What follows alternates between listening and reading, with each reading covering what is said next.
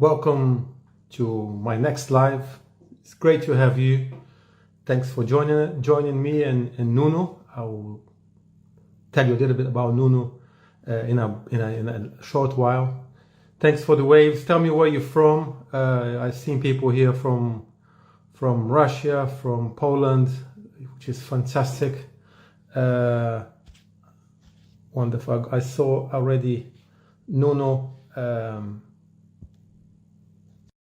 I'll talk about Encruzado. Encruzado is one of my favorite varieties. I'll tell you a story how I fell in love with the grape in a short while. And here is Nuno Cancela. Nuno, hello. How are you? Hello, Dirceu. How are you? It's a great pleasure to have you with me. Thanks for everyone who is joining. Here we have people from Ukraine, obviously from Portugal. Hello from Algarve. So we're going global, Nuno. We have people from all over the world joining us.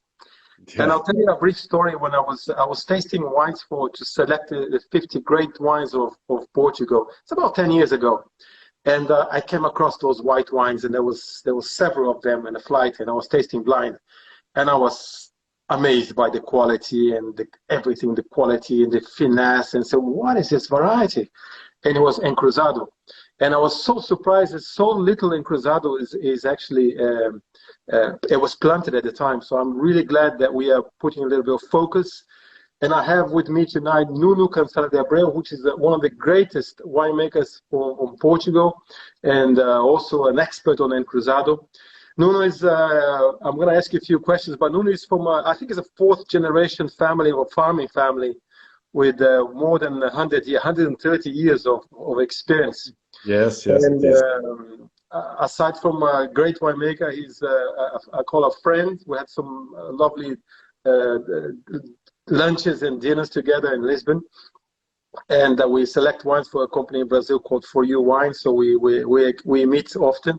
But Nuno graduated in Lisbon in 1980s, and then he went to study in France. For those of you who don't know Nuno, and he's not going to tell you this, how I'm going to tell you. He had an amazing career, and I think one of the amazing things I learned from him is his knowledge of Arinto. He basically studied and recovered Arinto from the late 80s to early 2000s. So he basically revolutionized Bucelas. But okay, we're not talking about Arinto today, but we're talking about Encruzado. But he has got amazing knowledge of all varieties. And he's been in Down since 2010, managing his own project, and he's the owner of we're going to talk about his wines later. So Nuno, thank you very much for joining us. It's a great pleasure. It's a pleasure. It's always a pleasure to talk with you and everybody. So an opportunity to speak about Encruzado is always a pleasure. Yeah. So, Nuno, let's talk about Encruzado. Let's start quickly. And can you give me a little bit of a historical perspective of the variety? What do we know about the variety historically? We don't know much about the history. We know only that it's a variety from Down. And the first wines made only by Encruzado were made in Nelas, in the Centro de Estudos, by Vianna, who makes the first variety Encruzado, and he achieved to have a quality, a very nice quality. Even in our days, when we have opportunity to taste that wines, it's really amazing. Yeah, because the wines are so fresh, so have such complexity. Is enormous to think about 40 years for a white wine. It's really amazing. And but in terms of commercial parts, it was Manuel Vieira who makes the first Encruzados in the Quintas de Carvalhais. Yes. And really, it was a very, very nice wines he made there by a Burgundy type, fermenting in the barrels, and to make batonnage for 6 months. That was in the 50s. Was it, his first microvinification were in the 50s. Is that correct? The Manuel?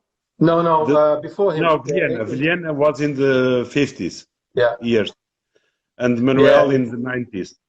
Yeah. You know, we have our lives. We should have a bucket list.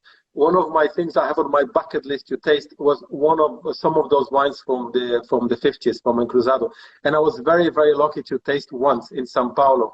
And I tell you, was 2 years ago, and the wines were incredible. It looked so fresh and so alive. It's so complex, so nice. So the mouth is really rich. Yeah.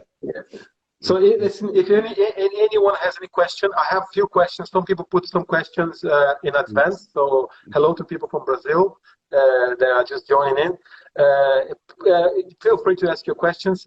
I'm going to start. There was a question from a friend of mine who's a teacher also in São Paulo, and is a great wine lover called Gilson. He sent me quite a few questions. And one of them is, why only now people are interested in Encruzado? I think it's part of the answer is what Nuno already gave us. It's only been microvinified firstly in the 50s, discovered by Manuel in the 90s. So it's just now we are beginning to learn. And it's incredible if you compare Encruzado, which is I couldn't find no literature on Encruzado from. No, there are not literature about Encruzado. It's incredible, but we don't. Only from the Second World War is the earliest I could. Somebody mentioned something in Encruzado, and near about the time of the Second World War, and in relation to I think it was someone talking about the region itself. So it's a very new variety. So this is why it's answering the question. I think this is only why. I think it's a question of a fault of good examples of Encruzado, of good brands, and the ignorance of about the variety also. Then only in the beginning of this century, some wineries come and begin to produce Encruzados with a very good quality, and the notoriety obviously grow exponentially. I think there's a question here by someone already saying. I think the question is more or less the person's never heard about Encruzado. Say, it's not many people have heard, but I think they want to know about a comparison with another grape. How would you compare Encruzado? Which other variety would you compare Encruzado? For me, it's the more similar is Chardonnay. Yeah, I agree. But less aromatic exuberation. Okay. Chardonnay is more exuberant. But in terms of volume, in terms of acidity, minerality, complexity, and capacity to age, is similar to Chardonnay. I think it's more similar variety I can mention. Yeah. I agree with you 100%.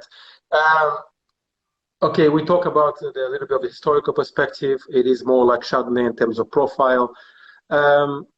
How would you describe what's so special about Encruzado? And can you describe 3 things that you like most about Encruzado? I think it's the acidity and minerality. After, I think the volume in mouth is incredible, is very good, and the capacity for aging in bottle. I think it's really special, like the Alvarinho, but it's really aged very well in bottle, and it maintains the complexity, and it's really exceptional. Yeah. There's another question here, Nuno. Is it why Encruzado shines more as a monovarietal than in blends? Because it's perhaps in monovariety, it shows their characteristics. Is not very exuberant in aromas, but the aromas are very elegant, The minerality is really rich, and the complexity comes is really unique. Then it's but in the blend, I have my example with Fontouro white. It's a blend of 60% of Encruzado and 40% of Arinto.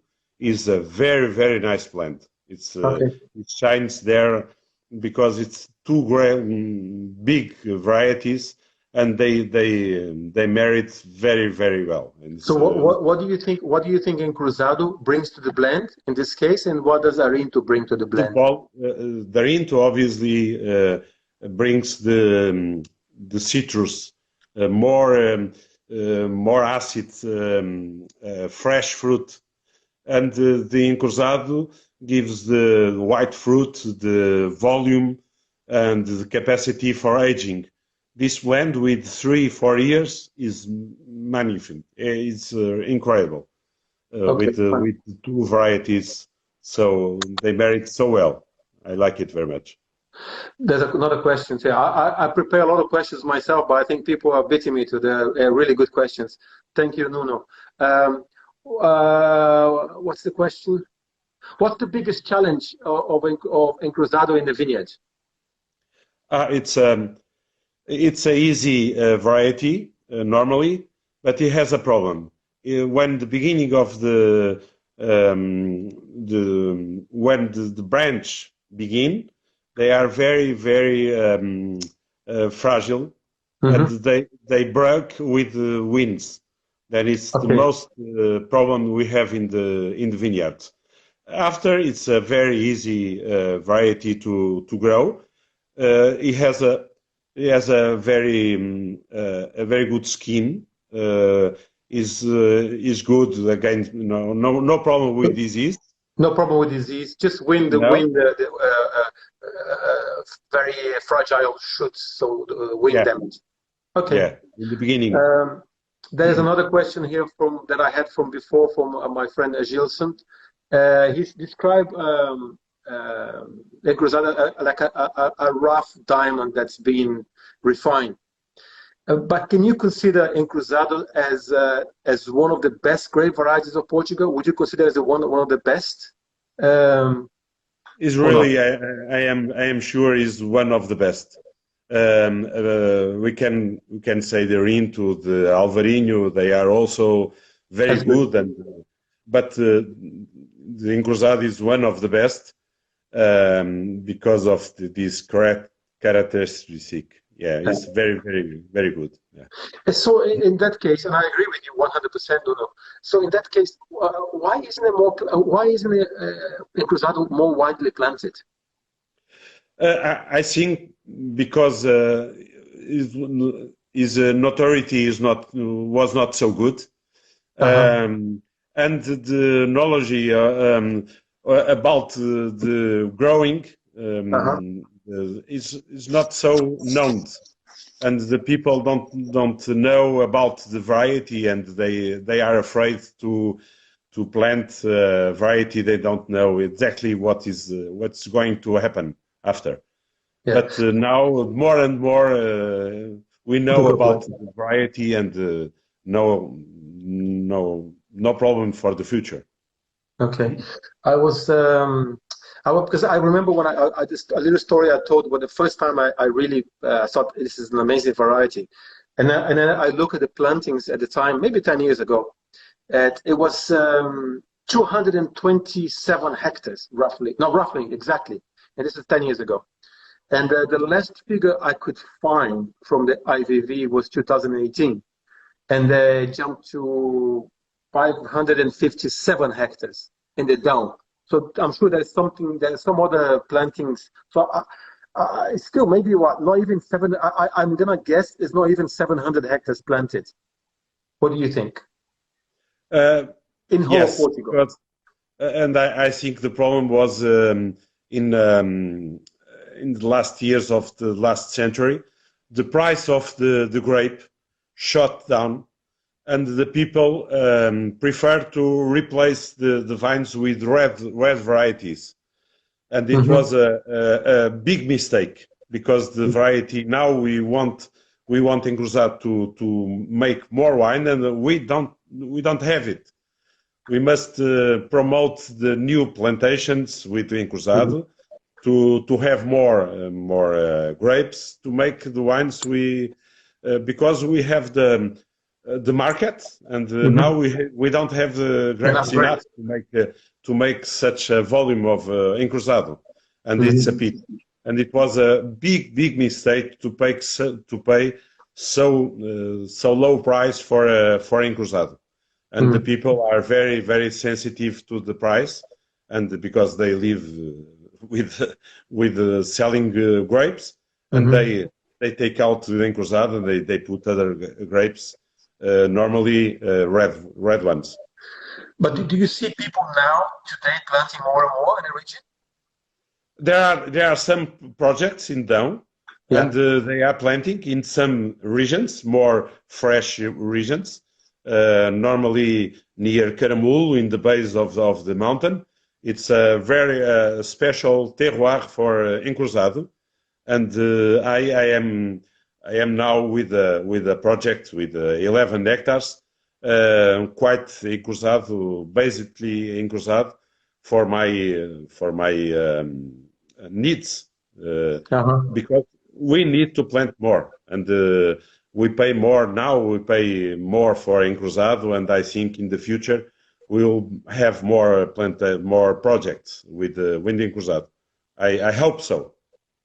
There's I think there's a question here also from Gilson.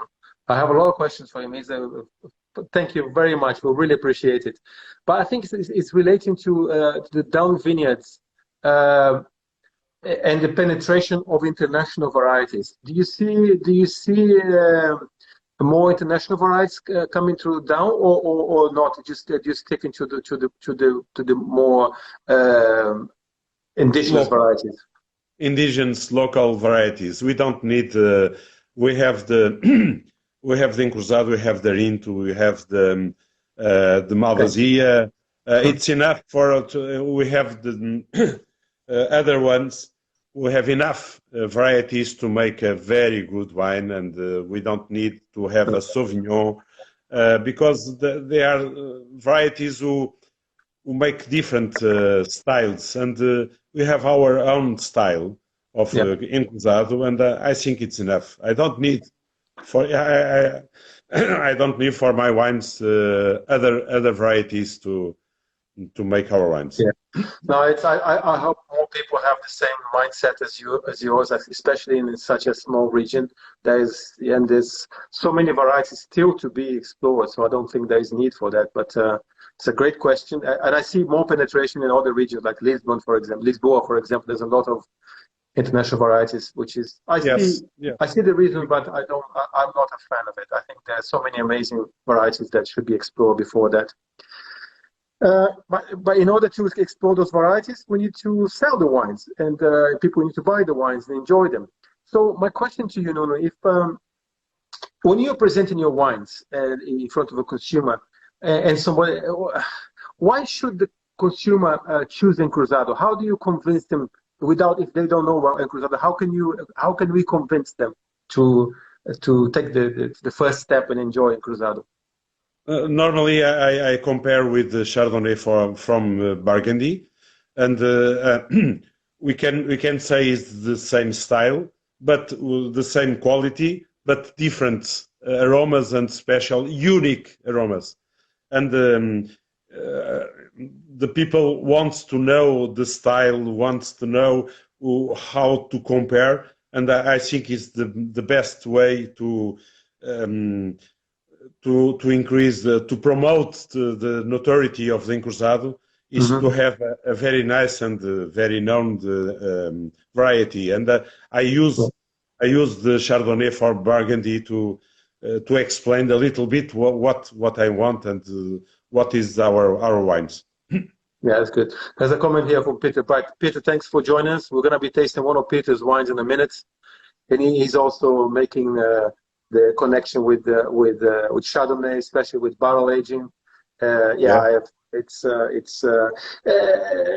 agree with Peter, and I agree with you also. Talking about Peter's comment in terms of development, how important it is to give Encruzado time? Because I remember having a conversation with Manuel Vieira once. He said Encruzado when he's young, it's very it's neutral. Crucial. It's crucial to age the Encruzado in bottle. Now I'm drinking the 2018 vintage. It's in the point for drinking the Encruzado. 2018. This which vintage? 18. Oh. Okay. And what is the oldest Encruzado you have in your cellar? With 15 years, and it's really nice. Okay. Beautiful with the acidity, with the complexity. It's really amazing to try to taste these wines. It's really. Let's talk about your wine here. I got a glass of your wine in my. We might as well start with your wine. We have Peter Bright's wine. We have another wine here. I want to show you in a second. How I'm going to do this? Because hello, Peter. We're going to taste those three wines. There's Peter's wine on the left, and there's one more wine where I'll talk to you guys in a minute. So those are the wines we're going to be enjoying in a second. But let's start with your wine. Tell us what's special about this Ponte d'Oro. It's a wine we pick the grapes with a good maturation. He must have 13. He maintains the pH with 3.2. It's a very balanced grape. It must be very matured and very yellow color in the grapes. And after we must have a very careful with the oxidation. Then we put nitrogen in the press to prevent against oxidation. And after all the process till beginning of the fermentation, it's a very straight, and we must protect the must with the nitrogen.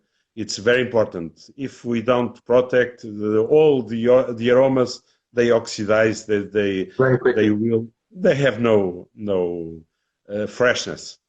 Then after fermentation, with the fermentation we begin the fermentation in tanks, and after the day after we put in the barriques, and we ferment in barriques, and we stay six months with batonnage. And the batonnage is very important because of the yeasts. They give complexity. They give the bread to the wine, and they protect also against oxidation. They take the oxygen and they protect the wine.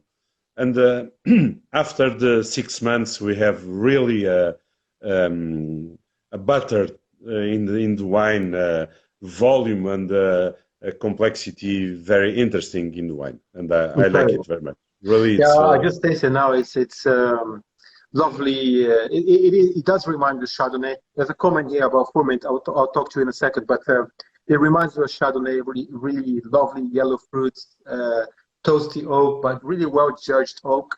I like very much the texture of the wine, lovely creamy texture, and the balance, the freshness, the balance between alcohol and acidity is superb. So, but I love the texture. There's a question that Agilson sent me from São Paulo, and there's another comment here from someone. They are comparing Encruzado with the ferment. I don't know if you have. Perhaps yes. Perhaps it's also. I can see that. very very similar. I have tasted some wines from Burgundy also. They are very. I can see. I can see. I see in terms of the profile why you can compare with ferment. If there is one distinction in a blind tasting, if you're doing tasting blind, for me then Encruzado will have more minerality and ferment will have a little bit more spiciness. But they are both. I can see why you do that. But then there is another comment that I had from Gilson saying, because I think I know the answer to this, but I'm going to ask you, because it has so much acidity and good balance between acid and alcohol. Have people tried to basically to let the grape in the vine and to do a late harvest style? Yes, I make one late harvest with the Encruzado and the Malvasia.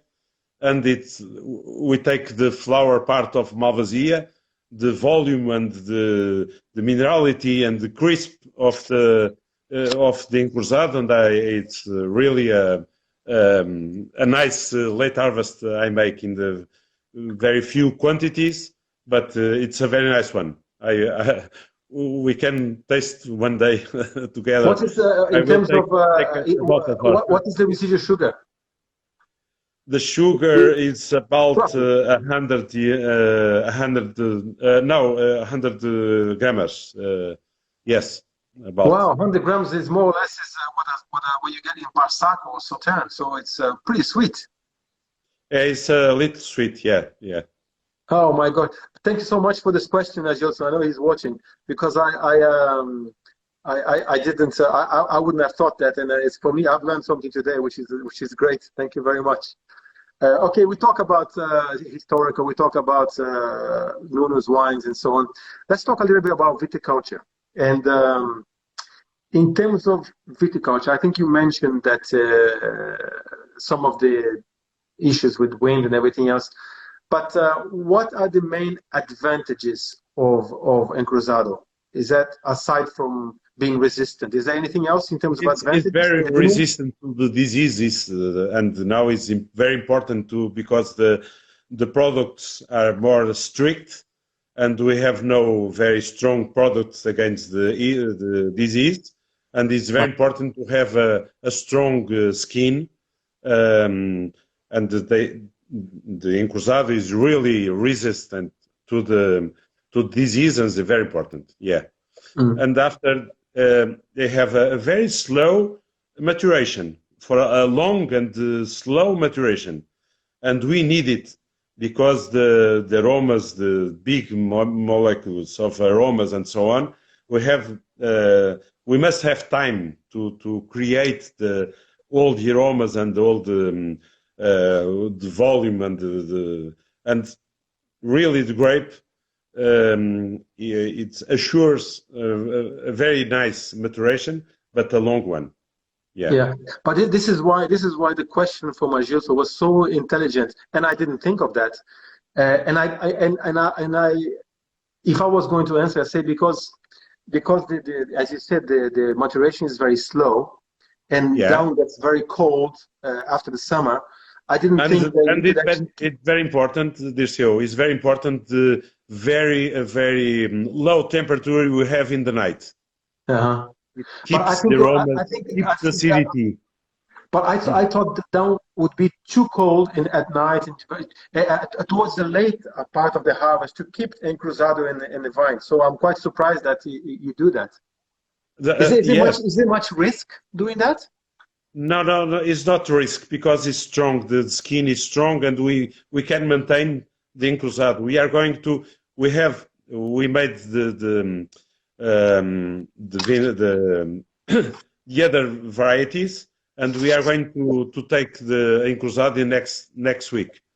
Normally we have 10 days between Malvasia and Encruzado and the others. Then it's too late. 10 days later, normally the Encruzado we pick the grapes, and it's very nice.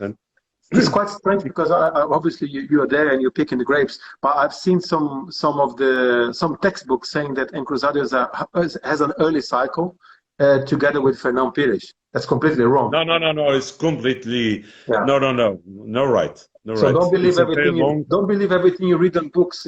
Listen to our lives. We pick normally in the end of September the Encruzado. In its time, and the maturation is very low and very and I like it. It's like this. In the last week, we have 24 degrees difference between day and night. Wow. In my vineyard. Wow. Wow. It's wow, really. It's really amazing, the different temperature in the day and the night. It's really incredible. We have easily 20 degrees in down. Wow, and in my location, we are near from the dam of the Down River, and we have a special climate, and the different night and day is really big. And 24 is a lot. It's amazing. Yeah. Have you had experience? I want to taste another wine in a second, but before, do you have experience with, or have you tasted, or have you? What do you know about Encruzado outside down? I don't have any experience. I don't know any wine made by Encruzado for others region. I don't know really. Okay, I've got a surprise for you because I've got two here. One I got yours, which from down. I've got one from Alentejo, which is Peter's wine. Peter's still there, which is Terra del Ter, which we showed the label earlier, and it's an interesting because it's from the higher part of Alentejo, 400 meters. It's be in the fresh part. So yeah, must be in the fresh part. So you got cool nights, you got breeze coming in, so it's a bit cooler, and it's got some gravelly soils. I had exchange some messages with Peter today, and here is the alcoholic fermentations in old oak, French oak, and he keeps like most people who do Encruzado, he keeps on lease for 5 months, and it's a little surprisingly, it's actually leaner and leaner than the down. You expect to be a warmer climate, slightly richer. It's actually lean and more citrus, some lovely peachy notes, but also shows some minerality and a lovely texture. Yeah. Because of the higher in the 400 meters is important. Yeah. I think. Do you have any element of on your wine in terms of newer oak? New oak. We use new and used oak. 50-50. But used oak is 1 year. Then it's second used. Yes. In this case, is also I think is a mix of no. I think in this case it's more old oak because the oak is marking less the wine. The wine is more linear, more fresh. Very surprising for Alentejo. So if you haven't tasted an Encruzado from outside down, this is a really good example. I must buy one bottle. If Peter will sold you a bottle of wine. So, and if you guys, any of you who's watching, seriously, it's a great wine, and it's very inexpensive. It's such an amazing wine. You're looking at value for money, and I put this wine in not in a blind tasting, but in terms of the profile, going back to Chardonnay, I put the Terra del Ter more of from the Mâconnais region, a little bit more refined and elegant. It's really, and it's amazing value for money. And then we have another one here from Óbidos, from Lisbon, which is called Página. I don't know if you ever heard of this wine. No. For those of you who don't know Portuguese, Página means page. But in the Roman, people may not know this, in the Roman times, Página was an agricultural term to describe a rectangular plot. So that was a Página meant, is actually as a farming term to describe a rectangular plot. And then after it's changed to what we know, which is page. But this is, as I said, it's from Óbidos. The soil here, again, I feel the minerality is more clay and limestone soil. Clay, I find a little bit of oak. I think it's a combination of old oak and new French oak. Again, creaminess and a little bit of 4 months of batonnage. And yeah, it's a great. It's a wine made by Antonio Ventura. I don't know if you know Antonio. Yeah. The soil is different. It's alkaline. It's clay and alkaline. In the down is acid and with is not granitic soils. Yeah. Oh, I got a great question here. I didn't know that. You guys asked me some great questions tonight. What about Encruzado in sparkling wine? Have you tried it? Have you thought about it? I made the first sparkling wine with Encruzado. We have one sparkling wine, and I like it very much because it's so the volume of the mouth and the minerality and the acidity is so nice. I like it very much, and we make with 2 years in bottle before to be prepared.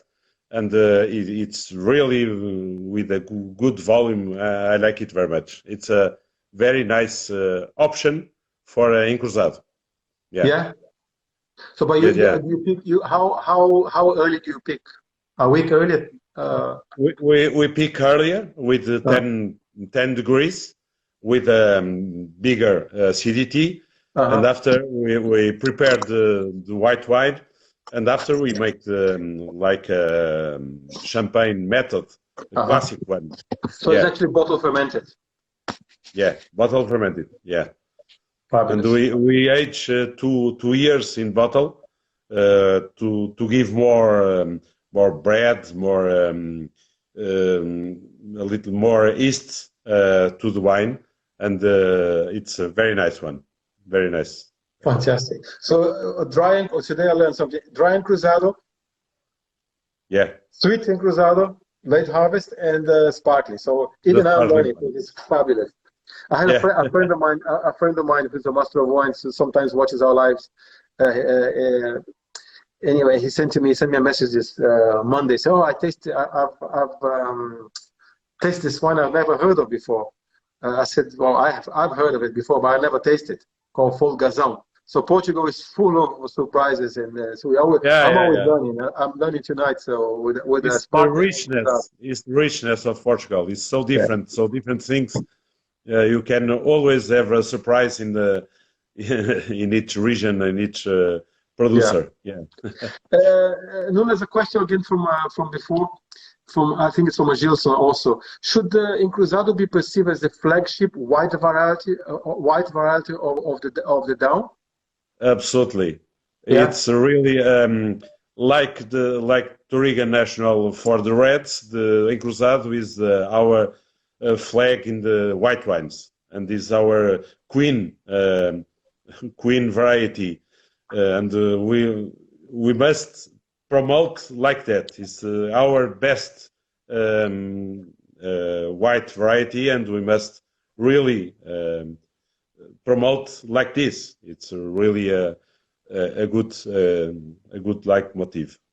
And there's another question linked to that from him. Do you think Encruzado can become more widely planted outside the down? Is there a variety that travels well? I think you already answered that you don't have much experience with that. I don't have much great experience. I don't know any producer who have Encruzado, and the style I don't know because I didn't taste. I'm going to answer for you because I can answer for you here because I've got 3 wines from 3 different regions of Portugal, and they're 3 very, very nice wines. So I think the variety can travel well if the terroir is right. If there is freshness, I think they retain. I really am surprised with this wine. In a million years, I will never tell that this Encruzado is from Alentejo, because Alentejo, I know, talking about Porto Alegre is cooler in high altitude, but even it's such a lovely fresh wine. It's really surprising. So it can travel well. I would love if anyone is watching, if anyone has ever tasted an Encruzado from outside Portugal, because I've never seen it. I don't know any Encruzado outside of Portugal. No, so because of the notoriety is not known in. Then only now we are producing Encruzado and export, because first production was consumed in Portugal, not where. The people are watching us from all over the world tonight, so maybe we're going to see people looking for cuttings of Encruzado to plant in South America or in somewhere else, so it'll be fun. But talking about planting elsewhere, you mentioned very cold nights. You mentioned granite soils and so on. I think it's already partly of the answer. But what is for you the ideal terroir for Encruzado? I can speak by my experience. Really, the down region is really a good soil and produce so good wines. I think it's the good soil and the good terroir, because it's not the soil, it's climate, is always mixed of the two characteristics, and I think it's the good terroir for making the Encruzado. Yeah. Are you talking about granite soil only, or do you have Encruzado in different types of soil? In the different types. I have in Mortágua more schistous soil, and we have a very nice quality. Then it's granitic ones and schistous soils, and he goes very well and grow very well in the both soils. Yeah, they are acid. Both are very acid with the pH very low. Then it's the same the characteristic, and the poor soils. Not we produce 6 tons per hectare, not more. Then it's the soils are not very very rich. They are poor soils with this production. Yeah. Can you describe for us then, very briefly, an Encruzado from granite and an Encruzado from schist? What are the main differences? Perhaps in the granite they have more minerality. They gives more minerality in the granitic soils, and in the schistous is more grass, more butter, more volume. It's the different. When we try both wines, it's different. I think we have it. We've got another question here, and a good one. From your experience, thank you very much. That's a great question. From your experience, can Encruzado be produced like a red wine, basically on the skins? I don't know. I have no experience to make orange wine with Encruzado or something. I don't have any experience about it, but I think it's a good alternative. I think it's a good idea. Yeah, it's a good idea because the skin are so good, so they are so perfect in the harvest time. It's so nice, the maturation and so on. It's a good idea. It's a way to make a new experiment. Thank you very much for this. It's a great question. I think looking at the profile of the wine, looking at the acidity, looking at everything, I think it's a great. It would work. Maybe somebody who makes it will be interesting to taste. But thank you for the great question. Question from Andressa. There's here a comment from Gilles. The comment and a question in terms of Encruzado making lighter varietal wines, fruit forwards, also to be part of blends, and also being vinified in oak fermentation and aging and so on. In which of the situation do you think the variety express itself better? For me, it's a Burgundy method fermentation with in barrel with batonnage. Batonnage is very important to create and to age the wine. I think it's the better way for me. For me, my Well, you opinion. you really have to work with Encruzado. You have to Yes. make it work. Yeah, yeah. We must give some work, some batonnage, some to achieve really and a characteristic Encruzado. I think is the best way. But there are other winemakers. Perhaps they have other ideas. But for me, is the best way to make Encruzado. Like marketing. Okay. Yeah. When Encruzado comes into the cellar in the cellar and it's in the winery, forget about the vineyard. What are the advantages of Encruzado? I am have more careful with the problems with the oxidation, not with the so there's good part. If only if we care with the oxidation. If we don't care with the oxidation, we have no encruzado, a good encruzado in the winery. Then we must be careful with really with the oxidation. Yeah.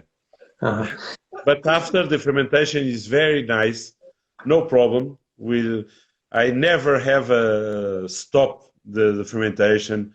It's fermented very very slowly, is not very quickly one. And it's very easy to work after if we take care with the oxidation. The rest is very easy, no problem, and the wine aged very well in bottle. Then it's a pleasure to make this type of encruzados. You're very clear in how you make the wine in terms of Burgundy style oak and so on. But do you have any experience of vinifying encruzado in different vessels like stainless steel or cement or anything like that? And only in inox, yes, stainless steel. What are the differences? The difference is less complexity, but it's a very nice base for a blend. I like it very much, making in the inox to make blends with arinto, like I said a few minutes ago. And I like it very much. It's not very exuberant in aroma, but in the volume, and we make batonnage in tanks also with a little pump. Then we have a good volume also.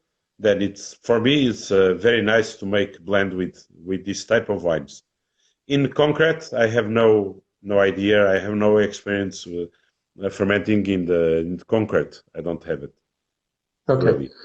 Even in oak, I use only oak from Burgundy, 220 liters, and I never make an experience with big barrels. I don't have it. That was my another question which I received in advance. Is it better to work in small barriques or is it better to work in large wooden tanks? And it was my next question. So you're looking at my. For me, it's very very difficult to work with big vats. Then I prefer small ones. Is more easy for my winery. It's a small winery. It's not very big. Then for me it's better to work with small ones.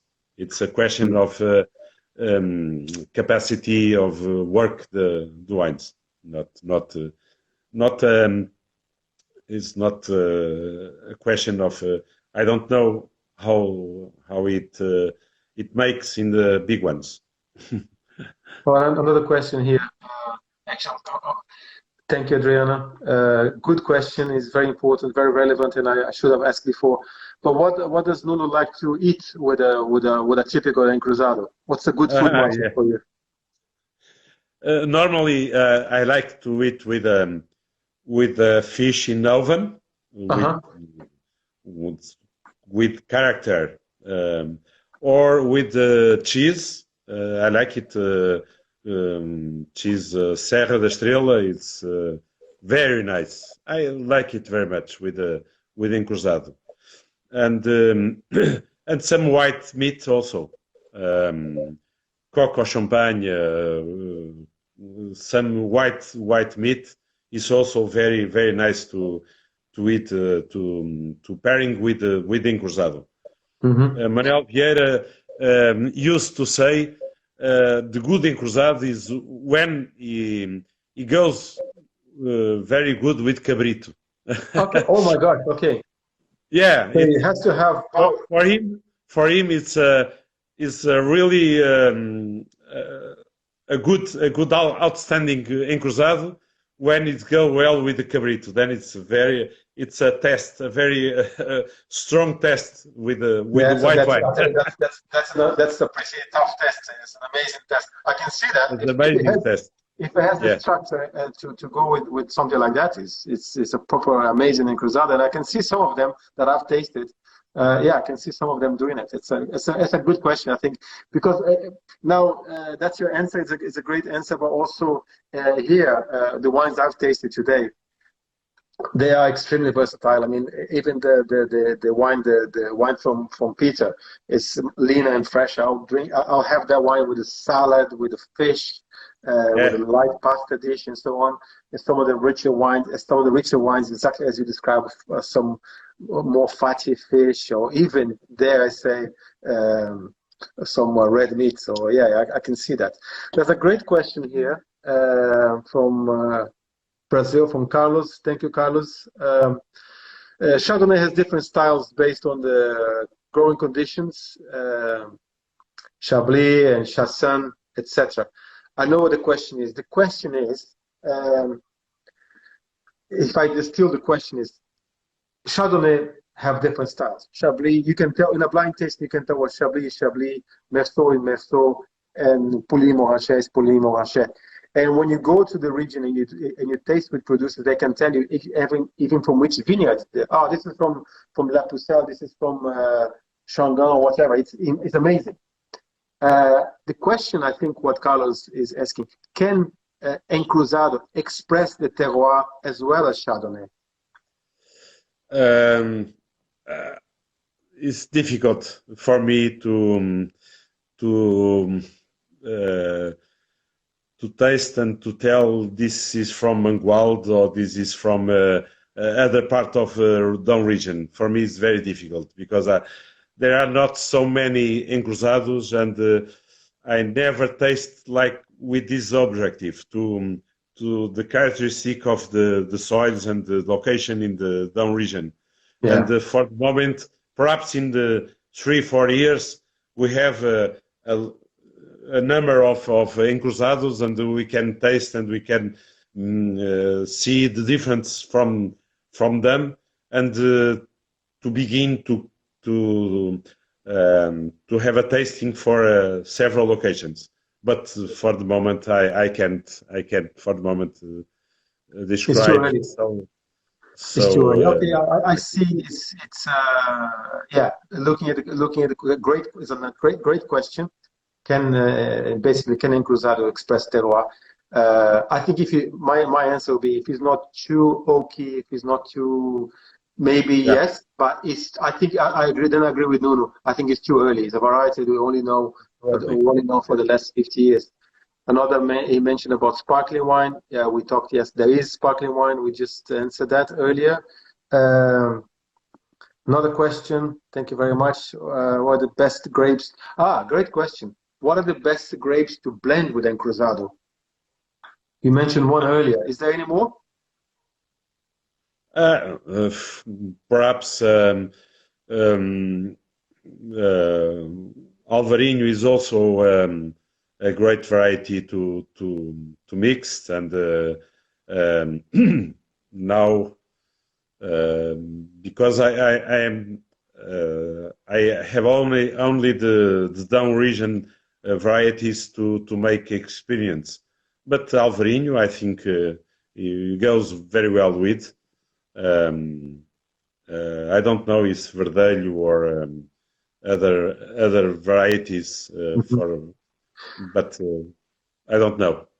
There's let's try and to make experience with, yeah, with great, several great varieties. questions. I think that we covered this question. I think we've been talking about Chardonnay, but now Carlos have a question, but I think I'm going to turn into an observation, which is very good. Chardonnay, as it reaches maturity, the acidity drops very fast. So the picking window is quite short. And I think this is one of the advantages of Encruzado, if I'm right. It retains better acidity, correct?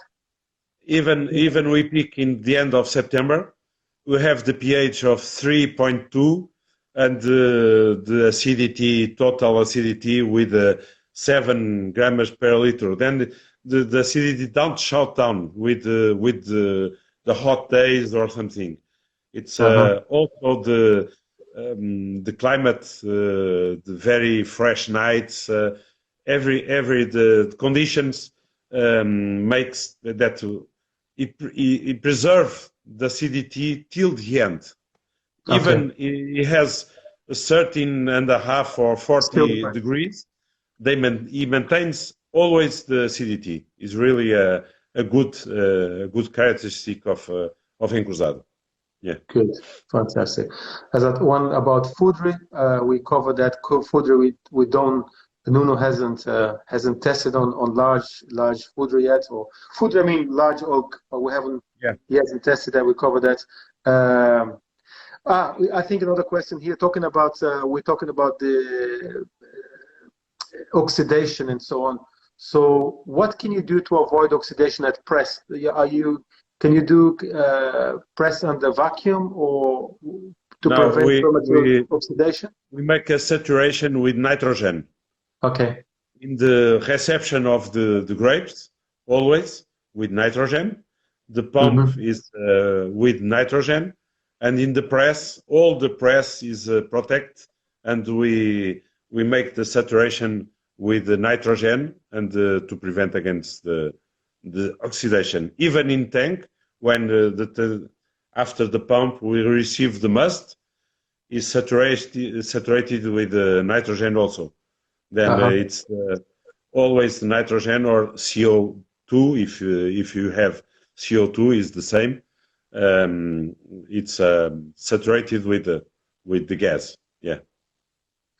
I'm trying to look for some. Thank you for the answer, Nuno. I'm going to look for. We have a couple of minutes. One final question, a quick question. I want to apologize to people. There's so many questions. I really appreciate your questions. Also, people who send questions in advance, really thank you so much. You made this live more interesting. Thanks to Wines of Portugal for having the idea and supporting those lives. It wouldn't not happen without them. So thank you, especially Sophia, who is probably watching, and she does all the work behind the scenes. So really grateful to Sophia Salvador, and Wines of Portugal. More important to Nuno, who's here. So thank you, all of you, especially people who are watching. Without you, this life would have been a bit boring. You're somewhat brilliant. My questions are quite boring. Nuno had brilliant answers, but with your questions, this actually was quite interesting. So thank you so much, everyone. One final question in 1 minute, so we don't get cut off. Considering the effects of climate change, what is the future of Encruzado? Perhaps with very hot temperatures, we have less acidity, perhaps less minerality, and this I am afraid of that.